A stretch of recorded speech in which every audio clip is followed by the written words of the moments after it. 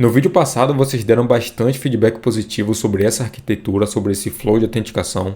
E quando a gente está falando sobre criar nosso próprio sistema de login, essa é uma das formas que eu mais gosto de utilizar porque ela é tanto segura, ela protege a gente de diversos tipos de ataque, quanto também ela é boa para a experiência do usuário, pois o usuário não vai precisar ficar fazendo autenticação ali todo momento porque a gente tem o conceito de refresh token. E por causa do feedback positivo de vocês, hoje a gente vai estar implementando essa arquitetura no código na prática, tanto o lado do cliente quanto o lado do servidor. Então, para o servidor, a gente vai estar utilizando a linguagem Golang e para o cliente, a gente vai utilizar o Next.js. Então fica aí até o final do vídeo, vai ser bastante legal. E mesmo que você não saiba Golang, eu vou criar passo a passo o código e vou te explicar cada passo e o motivo da gente estar fazendo cada coisa. Então vai ser bastante interessante, espero que você goste. E agora, bora para o código. Começando a parte aqui do código agora, como a gente vai ter um monorepo aqui, né, tanto o back-end quanto o front-end no mesmo lugar, a gente vai começar criando uma pasta aqui para todo o nosso código do back-end.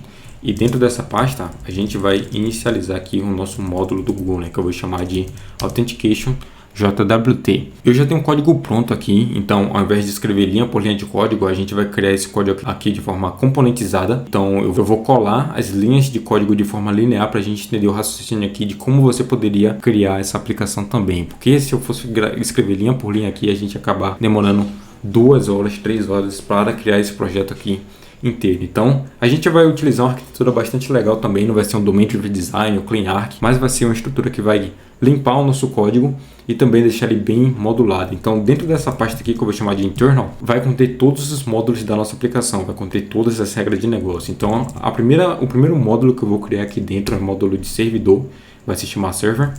E vai ter um arquivo chamado server.go. Bora criar aqui nosso primeiro package. E esse aqui vai ser o módulo que vai inicializar o nosso servidor HTTP. Bora começar criando aqui uma estrutura para segurar as funções que a gente vai precisar para inicializar esse servidor. E a primeira função que esse server vai ter é uma função register routes que vai conter todas as nossas rotas aqui. E para esse projeto, a gente vai estar utilizando um pacote do Gin para gerenciar as nossas rotas, que isso vai facilitar bastante o nosso trabalho. Outra coisa que eu já vou deixar pré-configurada aqui é as configurações de cores que a gente vai precisar quando criar o nosso cliente.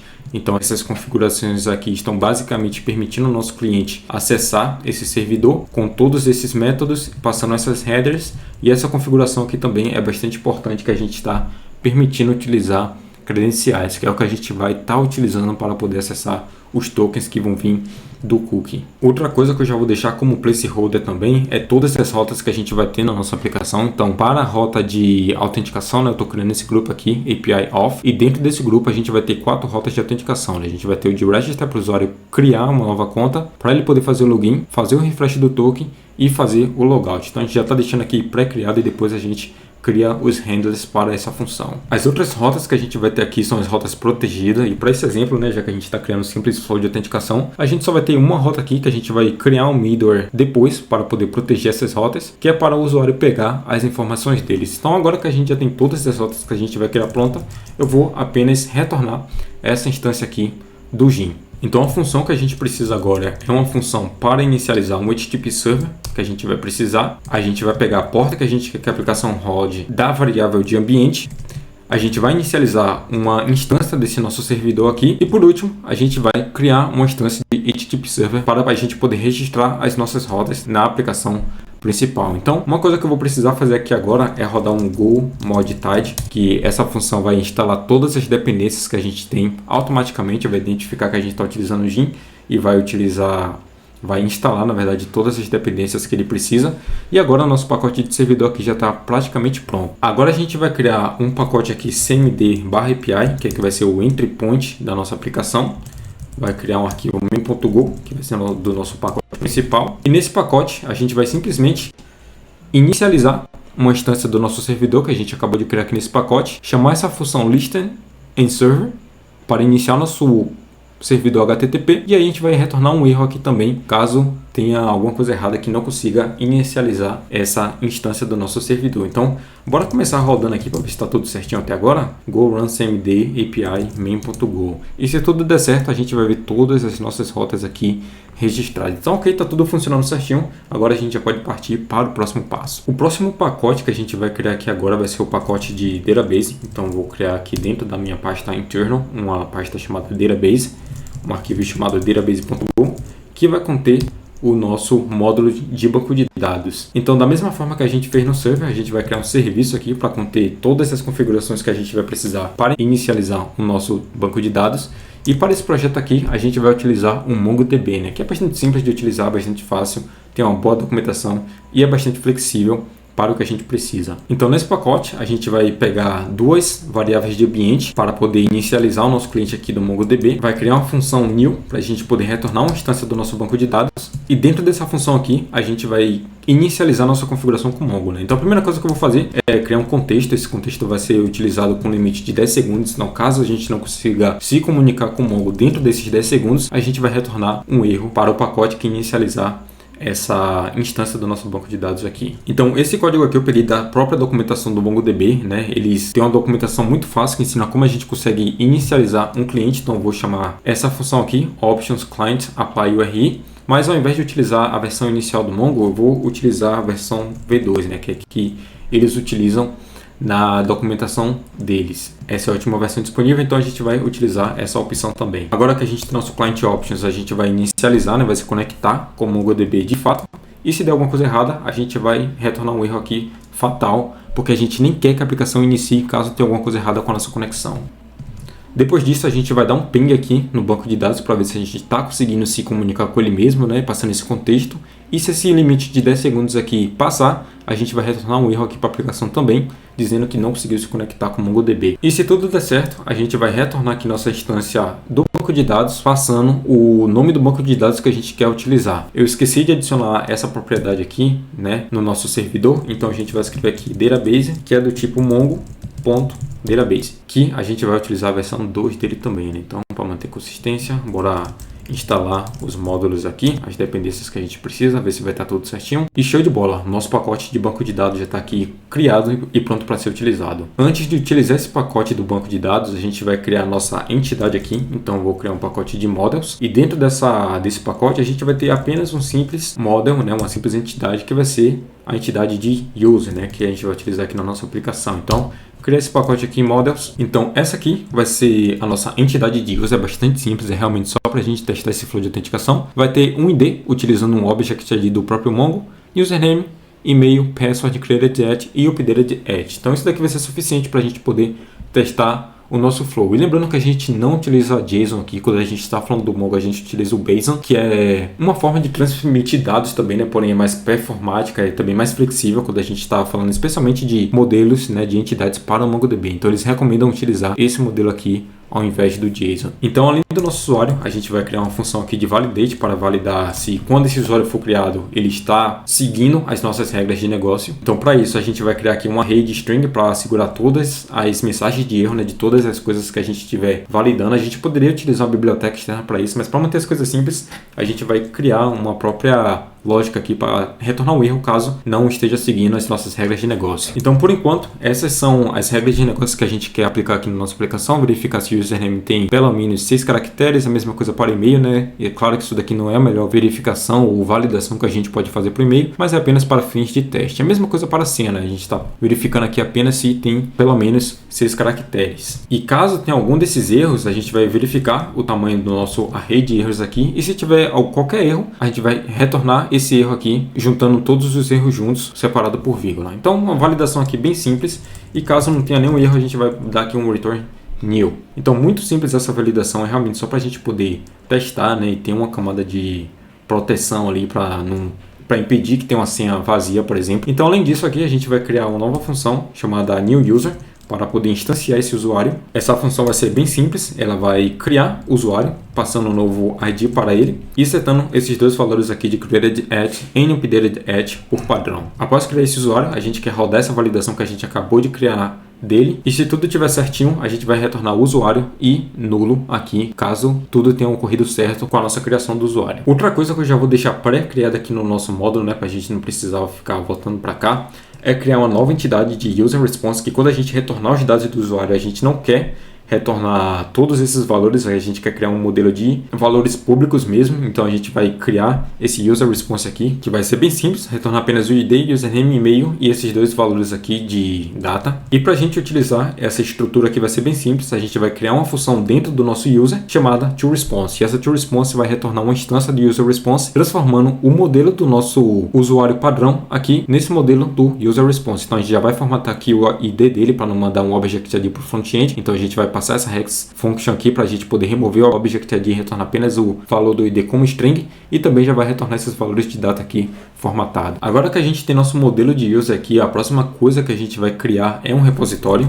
Vou criar um pacote aqui chamado repositories, e dentro desse repositories eu vou criar um users repositories.go, que vai ser parte do pacote repositories. Então basicamente aqui a gente vai criar uma camada de API, uma camada de interação com o nosso banco de dados, para a gente não precisar passar essas queries de Mongo para o nosso handlers. Então ter esse repositório aqui vai facilitar bastante essa comunicação. Então para esse repositório aqui a gente vai utilizar essa interface bastante simples, é apenas algumas operações CRUD, né? Então a gente vai passar aqui, a gente vai pedir na verdade para esse repositório ter o método de create, find by ID, find my mail e update. Então todas essas funções, todos esses métodos vão receber um contexto e os valores que eles precisam aqui para poder executar a operação, né? Então para o create a gente vai pegar o user model e retornar um erro caso tenha alguma coisa. O find by ID a gente vai precisar apenas do ID que o usuário está buscando e vai retornar um modelo do user aqui do banco de dados. E a mesma coisa para o find by ID e para o update, né? Para o update a gente vai realizar a operação aqui e retornar um erro ou nada caso tudo tenha dado certo. Então para a implementação dessa interface a gente vai precisar criar esse user repository aqui, que ele vai precisar de uma collection do Mongo. Essa collection vai ser a collection de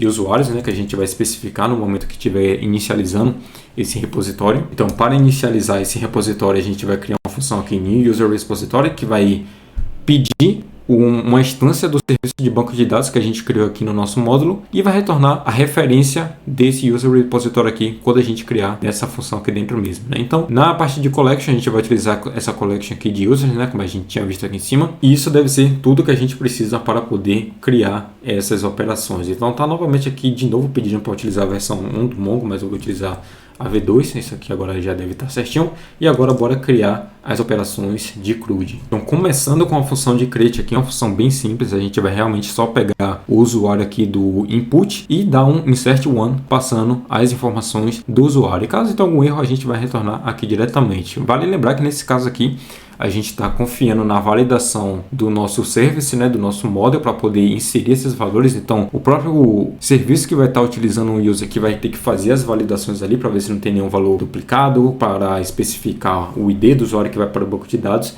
Então, essa aqui é realmente uma operação bem dumb, né, uma operação que está pegando apenas aquele valor e passando para o banco de dados. Na operação do find by ID vai ser bastante simples também. A gente vai pegar o ID via input aqui, vai inicializar o nosso model aqui user para a gente poder fazer o decode quando rodar essa operação aqui do find one. Outra coisa que a gente vai fazer aqui primeiro também é verificar se esse ID passado é um object válido. Caso não seja, a gente não vai nem rodar query, a gente já vai rodar um erro aqui para o usuário mesmo, né? E depois, caso tudo esteja certinho, a gente executa essa query para verificar se existe um usuário mesmo com esse ID. Caso dê algum erro, né, o Mongo retorna um erro também, caso não tenha achado nada, mas nesse caso eu não quero retornar um erro para minha aplicação, vou retornar apenas um vazio aqui. Mas caso o erro não seja de nenhum documento encontrado, a gente vai subir esse erro para a gente poder fazer mais validação. E caso tudo tenha dado certo, a gente vai retornar aqui a instância do usuário e nenhum erro. Muito simples, muito fácil. No find by mail eu nem preciso repetir, que é praticamente a mesma operação, só que ao invés de a gente buscar pelo ID, a gente vai buscar pelo e-mail, mas fora isso vai ser tudo a mesma coisa. E por último, no update vai ser bastante simples também. Essa função de update a gente vai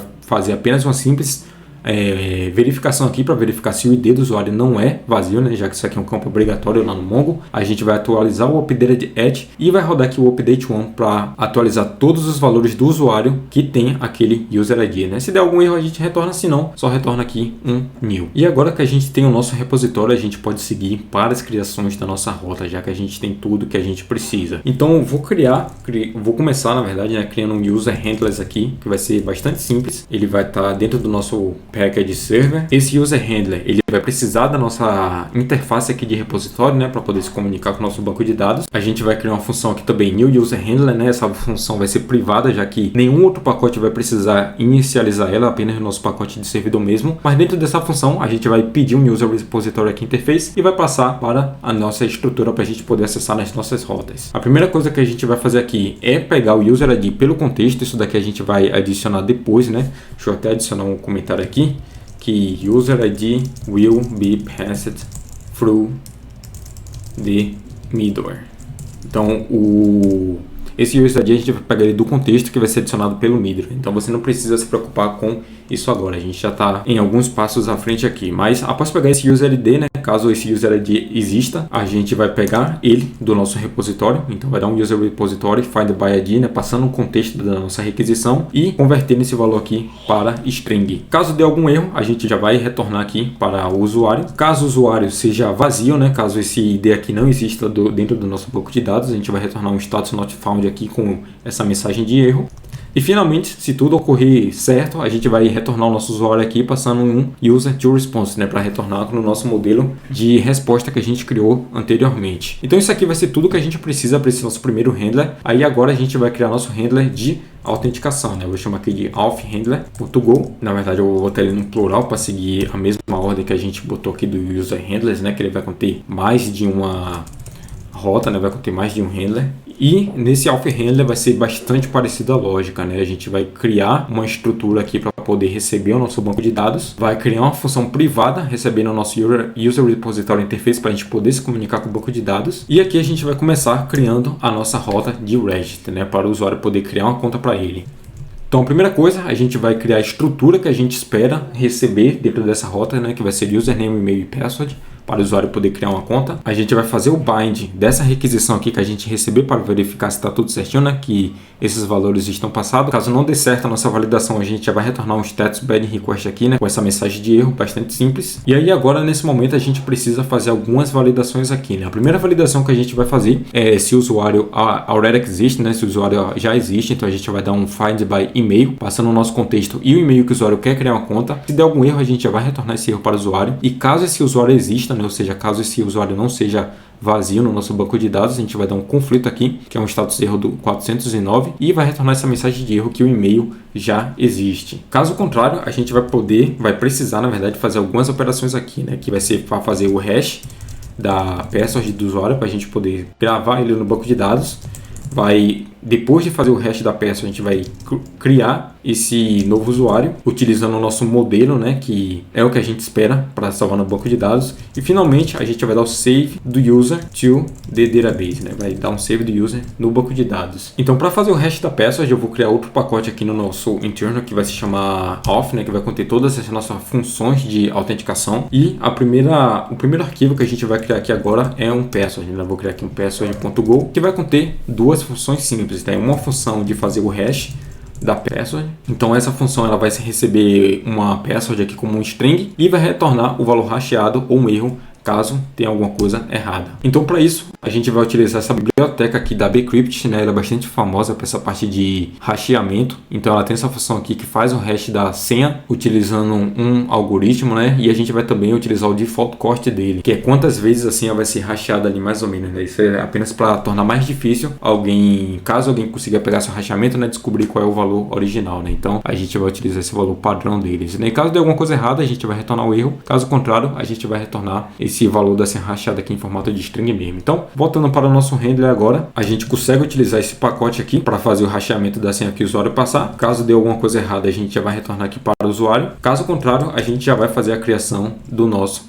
usuário aqui, né? Passando o username, o e-mail e a senha hasheada. Caso tudo tenha dado certo, né, com a criação do usuário, a gente vai agora salvar no banco de dados. Então, para salvar no banco de dados vai ser bastante simples, né? A gente só precisa chamar essa função aqui do nosso user repository, chamando essa função de create, passando o contexto e o usuário que a gente quer salvar, né? Se tudo der certinho, a gente vai apenas retornar uma mensagem aqui de status created. Então, a gente só precisa retornar isso aqui para dizer que o usuário foi registrado com sucesso. Então, a gente já tem nossa primeira rota aqui de registro funcionando certinha. Daqui a pouco a gente já vai testar, mas agora eu quero criar a nossa rota de login. Então, a gente vai criar a nossa rota de login agora. A nossa rota de login vai ser bastante semelhante com a de registrar. A gente vai pegar, né, criar uma estrutura aqui porque o usuário vai precisar para fazer login, que vai ser via e-mail em password. Vai fazer o bind dessa requisição e vai retornar um erro caso não dê match com o que a gente espere. Após isso, a gente vai verificar se o usuário existe de fato no nosso banco de dados, né? Vai dar um find by e-mail aqui. E caso o usuário seja vazio, significa que ele não existe no nosso banco de dados e a gente vai retornar aqui um invalid credentials, né? Que a gente não quer dar muita informação sobre o porquê o usuário não conseguiu fazer a autenticação. Isso aqui é mais uma medida de segurança também. Aí agora, caso o usuário exista no nosso banco de dados, a gente vai precisar fazer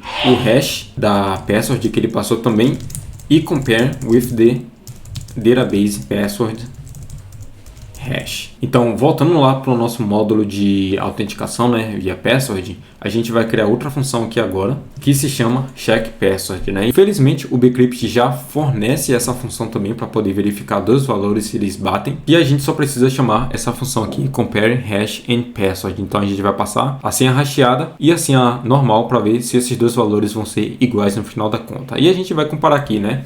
Se caso tenha algum erro, a gente vai retornar falso. Caso não tenha nenhum erro, a gente vai retornar true. Agora voltando para nossa rota de login, a gente vai fazer a seguinte operação. A gente agora só precisa chamar essa função que a gente acabou de criar para verificar se as senhas são iguais. Então a gente vai passar aqui a senha do usuário normal que ele acabou de enviar para a gente e a senha que existe no banco de dados que já está hasheada, né, para a gente verificar se esses dois valores batem. Caso essas senhas não sejam iguais, a gente vai retornar aqui um status 401 e passando a mesma mensagem de erro que é invalid credentials. Caso tenha dado tudo certo aqui, a gente vai precisar fazer o que a seguir. A gente vai precisar gerar os tokens para esse usuário poder chamar as rotas que estão protegidas. Então a gente vai voltar para o nosso pacote de autenticação aqui de novo e criar outro arquivo para manter as coisas separadas que vai se chamar tokens.go. Aqui, package off. Então a primeira função que a gente vai ter aqui vai ser bastante simples, né? Vai ser uma função para gerar um novo access token. E para isso a gente também vai fazer o uso de bibliotecas para ajudar a gente a criar esse token para a gente. Então a primeira coisa que eu vou fazer vai ser a geração do token de fato, e para isso a gente pode utilizar essa biblioteca aqui do Golang, que é feita exatamente para isso, né? Para criar tokens JWT. Nesse momento agora a gente vai setar claims para esse token, então aqui você poderia colocar tudo que você precisa de informação nesse access token, né? Caso você queira adicionar role para o usuário, qualquer outra metadado, né, que precisa ser acessível via esse token. Mas nesse momento a gente vai utilizar apenas o user ID e passar uma expiração aqui de apenas 15 minutos para esse token, né, já que ele vai ter bastante rotação. Agora, para fazer a assinatura desse token, a gente vai precisar pegar um valor secreto, que a gente vai setar via variável de ambiente também. E depois que a gente tiver essa variável secreta, a gente vai poder fazer uma assinatura nesse token, né, para a gente poder verificar que realmente o token que a gente está gerando foi gerado pela a nossa aplicação, né, e não foi alguém que está injetando de forma maliciosa. E depois que a gente fizer essa assinatura, a gente pode simplesmente retornar o token para o chamador dessa função. Então bora voltar agora para nossa, bora rodar um Go mod tag aqui novamente para poder instalar essa dependência. Show de bola, bora voltar para o nosso pacote aqui de auth handlers. E agora que a gente tem esse pacote, a gente pode apenas chamar essa função aqui, muito simples, né? Então vai chamar esse generate access token, passando o nosso user ID para poder essa informação estar no nosso metadado. E agora que a gente tem um access token, a gente vai precisar salvar os tokens no cookie, né? Para salvar esse token no cookie vai ser bastante fácil, né? A gente já precisa apenas chamar essa função aqui que o próprio Gin fornece para a gente, que se chama set cookies. Então a gente vai passar algumas informações aqui, como o nome do cookie que a gente quer salvar essa informação. No nosso caso vai ser access token, o valor que a gente quer salvar, que vai ser o token que a gente acabou de gerar, o quanto tempo esse cookie vai estar disponível lá no browser. Então a gente vai botar aqui um valor de 15 minutos, o path que ele vai estar disponível, que vai ser todos os paths, né? Quando você especifica assim root, significa que todos os paths dentro daquele domínio vai poder acessar esse cookie, né? O domínio vai ser localhost. O secure a gente vai botar falso, né? O secure seria para acessar esses cookies apenas via HTTPS. Claro que no ambiente de produção você pegaria esses valores aqui, colocaria ele configuráveis, né? Ou seja, você pegaria isso aqui de uma variável de ambiente para ver se você está em desenvolvimento local ou não. Mas por simplicidade eu vou manter aqui dessa forma, né? Então o secure aqui vai estar falso nesse momento, mas em produção novamente isso aqui seria true. E o HTTP only true também, porque isso aqui torna esse cookie não acessível via JavaScript, né? Que realmente é o que a gente quer fazer aqui para tornar nossa aplicação mais segura. E agora que a gente fez isso, bora retornar aqui apenas um success true. E agora a gente já fez bastante coisa e está na hora de testar essa aplicação. Então bora vir aqui para o nosso servidor. Já que a gente já tem a rota de register, a gente vai passar nosso handler aqui agora, ao invés de fazer isso daqui. Bora apagar isso. Mas para isso eu preciso inicializar o meu handler também, né? Obviamente. Então vou chamar essa função aqui new of handler, passando o nosso user repository, que eu ainda não adicionei aqui em cima também. Então a gente vai tornar o nosso user repository acessível via essa variável aqui. E agora a gente pode inicializar tanto o auth handler quanto o new user handler, né? Passando o nosso users repository. Tem alguma coisa errada aqui? Bora ver. New user handler. Tá, acho que é porque realmente só esse valor aqui já existe. Então deixa eu atualizar aqui para user handler. E agora sim vai estar certinho. Agora a gente pode pegar esses valores aqui e passar auth handler.register. A mesma coisa para o login. Passando a função de login. Esses dois a gente vai fazer daqui a pouco. E para a parte de autenticação, né, para ver os valores autenticados na verdade, a gente vai passar aqui o user handler.getUser. Perfeito, agora bora testar essa aplicação que já tem muita coisa que a gente fez. Mas claro que para se conectar com o banco de dados, a gente vai primeiro ter, né, que inicializar o banco de dados aqui. Então vai ser bastante simples também, a gente só precisa chamar o database.new aqui do nosso pacote, inicializar o nosso user repository, passando o nosso banco de dados. E eu botei a ordem errada aqui. E agora que a gente tem nosso user repository, a gente só precisa especificar aqui para tornar ele acessível para as nossas rotas, né? Então tem alguma coisa errada aqui. Na verdade eu fiz um type errado aqui, né? Na verdade é users repository, né? Tem uma inconsistência. Como eu não gosto de inconsistência, eu vou renomear isso daqui para ser no plural também, né? Já que a gente está lidando com mais de um usuário. Então vou botar aqui users repository interface, vai ser mais fácil. E já está tudo no plural, né? Esse aqui também vai ficar no plural. Perfeito, tá tudo certinho agora, né? E para poder se comunicar com o nosso banco de dados, a gente vai utilizar Docker, né? Então aqui na raiz da minha aplicação, eu vou criar um arquivo compose.yaml para a gente poder inicializar o nosso serviço do Docker. E esse daqui vai ser o nosso serviço do Docker bastante simples, né? A gente vai passar essa imagem aqui, que é a última versão disponível no Docker Hub deles. A gente vai deixar isso acessível na porta 2707, vai passar um username aqui de root para a gente poder se conectar, uma senha e um banco de dados aqui para a gente poder se conectar. Agora bora criar um arquivo .env aqui para a gente poder passar as variáveis de ambiente que a gente precisa e bora pegar os valores aqui que eu já até esqueci, né? Então seria esse MongoRI Database. O Mongo Database tem outro valor de ambiente, né? Como isso daqui é um projeto simples, né? Eu tô pegando os valores de variável de ambiente dessa forma mesmo, mas eu recomendo fortemente que você, num ambiente de produção, né, num projeto de verdade, tenha um módulo de configuração para você poder consolidar todas essas variáveis de ambiente em apenas um local, né? Mas por simplicidade, a gente vai manter tudo aqui mesmo, né? Então, a outra variável que a gente precisa é apenas essa access token secret, que a gente pode botar qualquer coisa aqui. E a porta que vai rodar na porta 8080. Esse daqui vai ser o nosso valor de autenticação, né? Para se conectar com o Mongo, a gente vai passar o username e password. O localhost, que é onde nosso Mongo vai estar rodando, né? Que já que a gente não vai estar utilizando o Go no Docker em si, a gente vai rodar manualmente aqui utilizando a CLI do Go. E a gente vai acessar o Mongo na porta 2707 e com esse banco de dados, né? E a gente tem que passar essa query aqui, já que a gente vai estar se conectando como admin. Então, bora rodar um Docker compose up -build e -d para rodar em background. Acho que eu já tinha o Docker rodando aqui, né? Então deixa eu dar um Docker compose down só para derrubar ele e vou rodar um up de novo para poder inicializar ele do zero, né? Então vou dar um clear aqui para limpar esse terminal. E agora se a gente rodar o go run cmd API. Nem preciso especificar o mempo do Go. Bora ver o que vai acontecer aqui. Então a gente teve um erro aqui, né? Failed to create MongoDB client. Bora ver o que foi que aconteceu. E acontece que o erro foi que eu esqueci de especificar essa biblioteca aqui que vai tornar visível as variáveis de ambiente para a gente, né? Para a gente poder acessar dessa forma. Então, a única coisa que você precisa fazer aí do seu lado é especificar essa biblioteca aqui, rodar o Go Modtide para poder instalar ela. E aí agora a gente vai poder inicializar o nosso pacote. Bora ver o que vai acontecer aqui. E perfeito, a gente já tem os nossos handlers aqui. Agora a gente vai testar o nosso endpoint de register e o de login e para pegar o usuário também, né? Mas não vai funcionar que a gente precisa do nosso middleware primeiramente. Então, para testar esses endpoints, eu vou criar um arquivo aqui api.htp e esse daqui vai ser os endpoints que a gente vai testar agora, né? A gente vai especificar aqui esse base URL, que vai ser onde nossa API está rodando, na porta 8080. A gente tem esse endpoint aqui de register, que a gente vai chamar agora. O de login, passando as credenciais, e o de pegar o usuário, que a gente já vai testar ele quando a gente implementar o nosso middleware, né? Então, eu vou chamar esse primeiro endpoint aqui, para ver o que acontece, e user register successful, né? Então, aparentemente está funcionando. Se eu chamar de novo agora, tem que dar um erro. Pronto, perfeito, o e-mail já existe. Se a gente passar outro username, vai dar o mesmo erro, perfeito. E Se eu passar aqui um e-mail diferente agora, a gente vai conseguir se registrar no nosso banco de dados. Show de bola. Agora, bora como é que estavam os valores aqui mesmo. Teste example.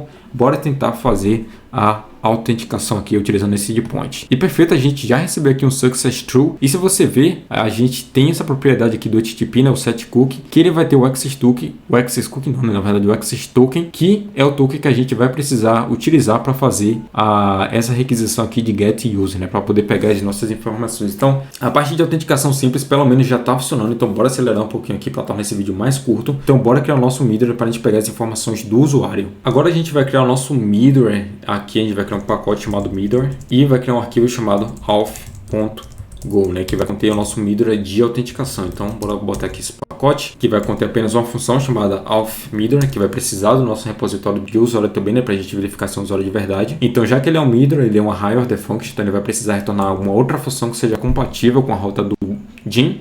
Então, que segue esse formato. E aqui a gente consegue colocar a regra de autenticação. Bora importar esse pacote aqui, repositories, perfeito, user, na verdade que seria users, repository interface. Show de bola. E aqui a primeira coisa que a gente vai fazer é pegar o access token que vai vir lá do cookie. Então, caso não tenha access token, a gente já vai retornar um status 401. Agora a gente vai pegar a nossa access token secret, né, que a gente vai querer validar se esse access token realmente foi gerado por a gente e se ele é válido. E já que tem várias validações que a gente tem que fazer, a gente vai voltar para o nosso pacote lá de autenticação num arquivo de tokens e vai criar essa função aqui para fazer a validação do token. Então, essa é a função que a gente vai utilizar para fazer a validação do token. Eu sei que ela pode parecer um pouquinho complexo de primeira, mas ela é bastante simples e você vai achar uma função bastante parecida se você for na documentação desse JWT. Mas basicamente a gente vai receber o token aqui via parâmetro e também a secret key que vai fazer a verificação da assinatura do token. Então essa função aqui que vai fazer toda essa validação para a gente, né, vai verificar a assinatura do token e vai utilizar essa secret que a gente passar também para verificar se realmente foi um token que foi assinado por essa secret que a gente estiver passando, né? Caso tenha algum erro, a gente já vai retornar aqui dizendo que está inválido, né? Se o token não tiver válido também, se tiver expirado, alguma coisa assim, qualquer outro tipo de validação que ele retorne aqui errada, a gente já vai retornar um erro aqui para o usuário. A mesma coisa caso tenha alguma coisa de errado com as claims, mas caso estiver tudo certo, a gente vai retornar um token novamente, as claims que a gente precisa acessar, né, para verificar o role do usuário, verificar o ID do usuário e nenhum erro, obviamente. Agora voltando para o nosso auth aqui, né, voltando para o nosso middleware, a gente consegue fazer essa validação do token agora, né, então chamando essa função que a gente acabou de criar, o access token do usuário e a nossa secret que a gente está pegando aqui das variáveis de ambiente, né, de novo, no ambiente normal de produção, né, uma aplicação de verdade, isso aqui deveria ir para uma configuração separada, né, um pacote para gerenciar toda essa parte de variáveis de ambiente, mas por simplicidade a gente está mantendo dessa forma aqui mesmo. E se tiver tudo certinho aqui nessa validação, a gente vai pegar o ID do usuário do token, né? Caso tenha alguma coisa errada com esse ID, a gente já vai retornar esse erro aqui para o usuário novamente. Depois a gente vai verificar se o usuário realmente existe no nosso banco de dados, né? Isso aqui é opcional, tem gente que não gosta de validar se o usuário existe, porque se está vindo o ID do token, significa que foi a gente que gerou, logo o usuário existe no banco de dados, mas é sempre bom você fazer uma verificação adicional, né? E com o próprio banco de dados aqui você conseguiria fazer a validação de roles, né? Para gerenciar aqui a autorização de usuário também. Mas por simplicidade, eu vou manter essa verificação para adicionar uma medida a mais, né, uma medida adicional de segurança, mas isso aqui não é obrigatório. E por último, a gente vai setar o contexto do usuário aqui na nossa rota para poder ser acessível pelos nossos handlers, né? Estou passando o user ID aqui e a gente vai rodar um next para poder executar as próprias funções, né? Então, se a gente botar para o nosso user handler aqui, você vai ver que a gente está pegando esse user ID via o contexto do nosso GIN que está sendo setado pelo nosso middleware nessa forma. Então, já que esse middleware é uma dependência dessa rota, né? Na verdade é o contrário, já que essa rota depende desse middleware, a gente tem que vir no nosso servidor aqui e dizer que minhas protected routes precisa utilizar esse middleware.auth_middleware, passando o nosso user repository para poder verificar se o usuário existe no nosso banco de dados, né? Então agora isso aqui deve ser tudo que a gente precisa. Bora rodar nossa aplicação aqui de novo para atualizar. Bora vir no nosso pacote, registrar o usuário já existe, já que a gente está persistindo no banco de dados. Bora fazer o login aqui. E agora aqui vem a mágica, né? Já que o nosso cookie ele está acessível pelo nosso localhost, né? Está acessível pelo nosso servidor, eu não preciso passar nenhuma headers aqui, né? Então se eu rodar essa requisição aqui agora, você vai ver que ele já vai me retornar o usuário que está chamando esse endpoint, né? Porque ele tem essa informação que está vinda do cookie. Então, se a gente voltar para nosso diagrama aqui, mais uma vez, a gente vai ver, né, que a gente está fazendo o login aqui, passando username e password, chegando se o usuário existe no banco de dados, vai fazer a comparação das senhas, né, e gerar um JWT Access Token válido, né. Depois a gente vai entrar no JWT, mas para manter simplicidade aqui, a gente está só no Access Token. Na verdade, isso aqui, deixa eu editar esse texto rapidinho, a gente não precisa retornar para o usuário, né. Na verdade, a gente só precisa vir aqui e setar os tokens no cookie, utilizando essas propriedades aqui, né, de HTTP only, same site, que já vai adicionar os mecanismos de segurança, né. Então a gente está salvando os tokens no cookie e quando a gente vai acessar um recurso protegido, os cookies já vão estar adicionados na nossa rota automaticamente, né. E aí a gente consegue utilizar aqui esse middleware para validar a assinatura, a expiração do token e qualquer custom claim que a gente precisa, né. E se tiver tudo certinho, se tiver tudo ok, a gente vai retornar o status 200 aqui com o payload para o usuário, né. E agora vem a outra parte, né, que é essa aqui que a gente está faltando implementar. Quando esse token do usuário expirar, o que é que a gente precisa fazer? Nesse momento, já que a gente não tem um refresh token, o usuário vai ter que fazer o login novamente a cada 15 minutos, o que não vai ser uma experiência legal para o usuário, mas agora a gente vai implementar o conceito de refresh token, né, que para ele não precisar fazer o login novamente, a gente vai utilizar um refresh token aqui para ele poder ganhar um novo access token sem precisar se autenticar novamente. Então bora para a parte 2. Uma pausa bem rápida aqui nesse vídeo, né? Eu sei que é bastante informação, é bastante coisa para digerir e dá bastante trabalho criar esse tipo de conteúdo, na parte teórica, a parte prática também, mas é uma coisa que eu gosto bastante de fazer. E se estiver te ajudando, se estiver agregando valor de alguma forma, não se esquece de deixar um comentário aqui do que é que você está achando dessa playlist e também não se esquece de se inscrever no canal que vai me ajudar bastante, fechou?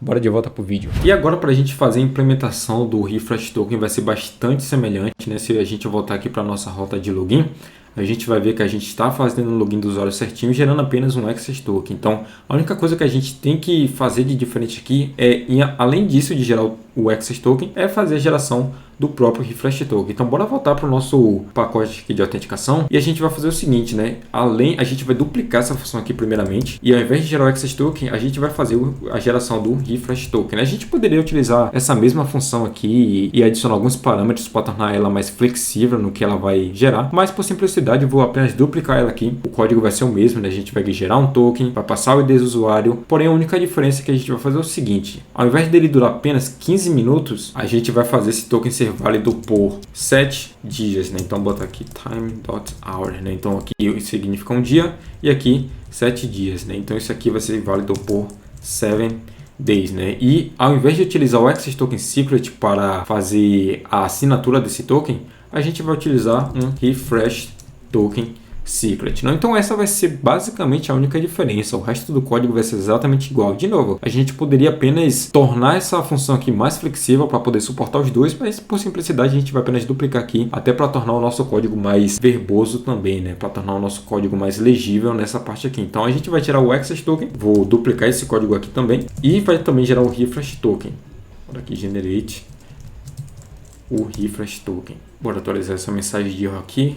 Failed to generate refresh token. E da mesma forma que a gente está salvando o access token, a gente vai apenas salvar o refresh token nos cookies também, mas dessa vez é por 7 dias. E uma grande diferença que ele tem aqui do access token, né, ao invés de, além na verdade de apenas a durabilidade dele ser maior, ele vai apenas ser acessível nesse endpoint aqui. Então se você chamar um API/user, API/qualquer endpoint, esse refresh token não vai estar disponível nessas rotas, ou seja, ele vai estar transicionando menos vezes pela rede, porque ele vai ser apenas disponível, né? Vai ser apenas acessível no momento que a gente chamar esse endpoint. O resto da configuração é praticamente a mesma coisa, né? Ele é apenas disponível nesse site. Como a gente está utilizando aqui desenvolvimento local, ele não vai ser seguro, né? Mas claro, no ambiente de produção a gente configuraria isso daqui para ser true, né? Para apenas ser acessível via HTTPS. E ele também é apenas acessível pelo servidor. Então, perfeito, a gente já tem a lógica do refresh token aqui criada. Agora, a próxima coisa que eu preciso fazer aqui é criar uma rota para fazer o refresh desse token. Então, essa rota ela vai ser bastante simples. A gente vai pegar o refresh token do cookie, né, que a gente está setando aqui quando o usuário chama essa rota. Porém, uma coisa que a gente vai ter que adicionar aqui antes de continuar com essa rota é salvar o token, né, salvar esse refresh token dentro do banco de dados também. Né? E por que a gente vai fazer isso? Deixa eu voltar para o nosso diagrama aqui, que se você olhar no nosso diagrama, a gente tem essa medida de segurança que se chama Refresh Token Rotation, né? Então, para fazer o Refresh Token Rotation, né, ou até o Automatic Reuse Detection, a gente precisa salvar o token do usuário em algum lugar, né? Então, a gente vai fazer isso salvando o token do usuário, né, apenas o refresh token dele no banco de dados. Então, voltando aqui para o nosso código, uma coisa que a gente vai ter que fazer é vir no nosso modelo aqui de usuário e adicionar essa propriedade aqui para ele de refresh token, para ele poder salvar essa variável aqui, esse valor na verdade dentro do banco de dados também.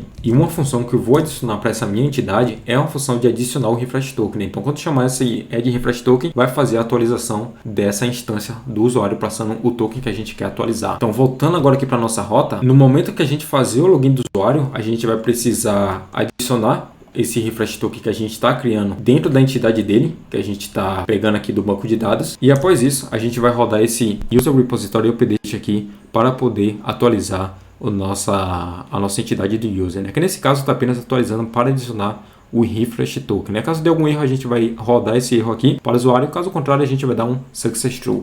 E agora que está tudo certinho, a gente vai vir no nosso repositório para poder adicionar essa função aqui também. Então, abrindo o nosso user repository, a gente vai adicionar mais um carinha aqui, que vai ser bastante semelhante aos outros dois endpoints, né? Vai ser um find by refresh token, que vai receber um token e retornar um usuário. Aí, descendo aqui, a gente vai colocar essa função aqui embaixo. Eu nem preciso explicar o que essa função vai fazer, né? Bastante straightforward. A gente realmente só fez um Ctrl+C, Ctrl+V aqui dessas funções de cima, e ao invés de procurar pelo e-mail, por exemplo, a gente está procurando pelo refresh token, né? Caso não tenha nenhum documento, a gente vai retornar apenas um vazio aqui. Agora, voltando para nossa rota de refresh token, a gente vai verificar, né, se vai ter algum erro aqui, né, e se existe um usuário com esse token que está sendo passado. Caso exista um usuário, a gente vai fazer duas coisas bastante interessantes aqui, que é fazer a rotação dos tokens. Então, a gente vai tanto fazer a rotação do access token, né, utilizando a mesma função de login para gerar um novo access token para esse user ID, mas também a gente vai gerar um novo refresh token. Então, uma vez que o usuário utilizar esse refresh token aqui para gerar um novo access token, esse refresh token aqui não vai mais poder ser utilizado para gerar um novo access token, né? Porque a gente vai fazer a rotação dele aqui dentro do banco de dados. Então, agora que a gente girar esses dois tokens, a gente vai copiar essa função aqui de cima. A gente pode até tornar ela reutilizável daqui a pouco, mas a gente vai basicamente fazer um Ctrl+C, Ctrl+V aqui para atualizar o access token e atualizar o refresh token. Opa!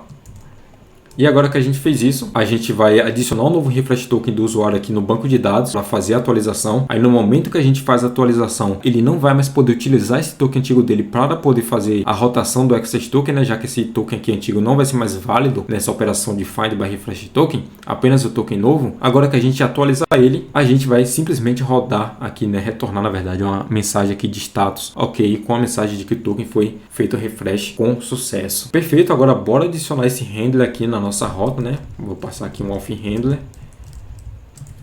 ponto refresh token e bora até criar essa função de logout logo, porque ela é bem simples mesmo, né? Bora criar aqui essa rota de logout, que a única coisa que essa função aqui vai fazer, né, que essa rota vai fazer, é fazer um clear do cookie, né? Já que o usuário utiliza o cookie para se autenticar, para fazer o logout, a gente só precisa limpar esse cookie, né? Então, passando aqui para o access token, refresh token, um valor vazio, um tempo inválido e, né, os valores padrões que a gente já tem, né? Então, como você pode ver, isso aqui realmente é uma área que a gente pode melhorar, né? Que a gente está fazendo a setagem do cookie aqui bastante vezes, né? Para limpar ele, para poder setar os novos tokens e para fazer o login do usuário também. Mas a gente não vai se preocupar muito com isso, né? Que a gente quer focar na funcionalidade que é agora. E bora passar esse handler para aqui também, né? Chamar aqui auth handler.logout. E agora a gente já deve ter tudo que a gente precisa. Bora reiniciar nossa aplicação. Mas antes de reiniciar, uma coisa que eu vou fazer é que no nosso login, nosso access token, na verdade no nosso cookies não, né? No nosso pacote aqui de autenticação, eu vou fazer o seguinte: na parte de gerar o access token, ao invés de botar 15 minutos, eu vou botar apenas 1 minuto para a gente poder testar a expiração do token de forma bastante rápida. Então, nosso token vai ser válido aqui nesse momento por apenas 1 minuto. Então, agora bora reiniciar a aplicação de fato, né? Bora inicializar aqui ela de novo. Tá tudo rodando certinho. Bora fazer o register aqui só para ter certeza. O e-mail already que existe, né? Já que a gente está persistindo os dados, bora fazer o login e perfeito. A gente agora, se você perceber, a gente está setando tanto o access token quanto o refresh token. Então, show de bola. Se a gente rodar essa endpoint aqui do get user, você vai ver que a gente vai estar funcionando normalmente aqui, o endpoint vai estar funcionando para a gente, porém daqui a 1 minuto essa requisição aqui deve falhar porque nosso token só tem uma validade de 1 minuto. Então daqui a pouco eu volto, deixa só esperar esse token aqui que a gente já vai ver o que vai acontecer. Eu fiz o login aqui novamente apenas para te mostrar esse site aqui do jwt.io, que nesse site, né, provavelmente você já conhece esse site, mas você consegue colocar seu token aqui e ver toda a informação que tem dentro dele, né? Então aqui o header para ver o tipo de algoritmo que ele está utilizando, e além disso você consegue ver as informações informações de payload também, né? Como a gente não tem muita informação relevante dentro do payload, né? A gente até poderia adicionar aqui o e-mail, o nome do usuário, mas por simplicidade a gente acabou só adicionando o ID do usuário. Você pode ver aqui, né? Esse aqui é o nosso ID. Mas se você ver aqui nessa parte de expiração, né? Para mim são exatamente 9/9 agora. Esse token já deve estar expirado, né? Então se você pegar o token, você vai ver aqui a data e o tempo de expiração. Então bora voltar para o nosso código. Quando eu rodar aqui esse get user, bora ver o que vai acontecer. E como você pode ver, a gente recebeu agora um 401 não autorizado invalid access token, né? Porque o nosso token está expirado. Agora a mágica vai acontecer quando a gente chamar esse endpoint. De novo, a gente não precisa passar nada nos headers, né? Já que o nosso access token e o refresh token são salvos nos cookies que são disponíveis, são acessíveis via o servidor. Então quando a gente chamar essa rota aqui, bora ver o que é que vai acontecer. A gente recebeu essa mensagem token refreshed successfully, né? Então a gente vê aqui que essa rota já adicionou novos access token pra gente e também já fez a rotação do refresh token, né? Então agora que eu chamar esse endpoint aqui novamente, a gente já consegue ter acesso às nossas informações novamente. E agora voltando para o nosso fluxo de autenticação aqui, só para ver o que a gente fez, né? Se você ver, a gente acabou implementando tudo isso aqui que a gente está descrevendo. A gente implementou um endpoint aqui tanto para fazer login quanto para se registrar, passando um username e password, né? Na verdade, no nosso caso, a gente está fazendo autenticação via e-mail e está fazendo toda essa validação aqui de fluxo, né? De checar se o usuário existe no banco de dados, comparar a senha recheada, verificar se a senha está válida, né? Antes de gerar um access token e um refresh token. E aí a gente vai setar os tokens nos cookies, né? Para poder fazer as requisições das rotas protegidas aqui. E, de novo, aqui nessa parte, né? Quando o token estiver expirado, a gente está utilizando esse mecanismo aqui de fazer o refresh do token para atualizar o access token quanto o refresh token, né? E aí o usuário vai poder fazer a requisição dele novamente. E aí a gente está utilizando todas essas melhores práticas aqui, né? Para se proteger de cross-site request forgery, cross-site scripting, para poder fazer refresh token rotation. A gente não tem um mecanismo de reuse detection, mas quando a gente faz o token rotation, a gente já diminui bastante o risco dos nossos tokens, né? Então isso daqui é um sistema bastante confiável para você adicionar no seu sistema de login, né? O próximo passo que a gente vai fazer agora é fazer a integração desse servidor com o front-end.